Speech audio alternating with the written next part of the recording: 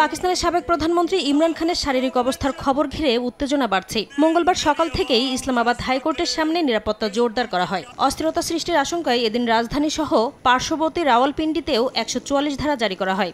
ইসলামাবাদে ২ মাস এবং রাওয়ালপিন্ডি শহরে এই অধ্যাদেশ জারি থাকবে বুধবার পর্যন্ত। এর আওতায় সব ধরনের সভা সমাবেশ, অবস্থান কর্মসূচি, মিছিল সহ ৫ জনের বেশি মানুষের জমায়েত নিষিদ্ধ ঘোষণা করা হয়েছে। নির্দেশনা অমান্য করলে কঠোর ব্যবস্থা নেওয়ার হুঁশিয়ারি দিয়েছে সরকার।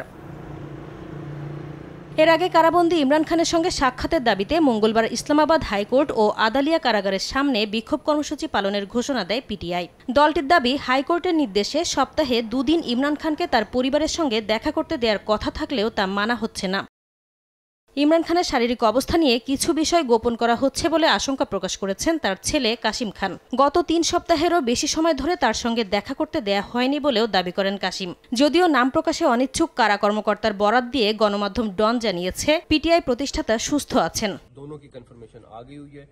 এদিকে পাকিস্তানে ব্যাপক হারে ভুয়া খবর ছড়িয়ে পড়ার বিরুদ্ধে সাইবার ক্রাইম এজেন্সিকে ব্যবস্থা নেওয়ার নির্দেশ দিয়েছেন দেশটির তথ্যমন্ত্রী মহসিন নাকভি। স্থানীয় সময় সোমবার লাহোরে এক সংবাদ সম্মেলনে গত কয়েক সপ্তাহে সামাজিক যোগাযোগ মাধ্যমে ছড়িয়ে পড়া ৯০% খবরই ভুয়া বলে দাবি করেন মন্ত্রী। নাসরিন রুমি, সময় সংবাদ।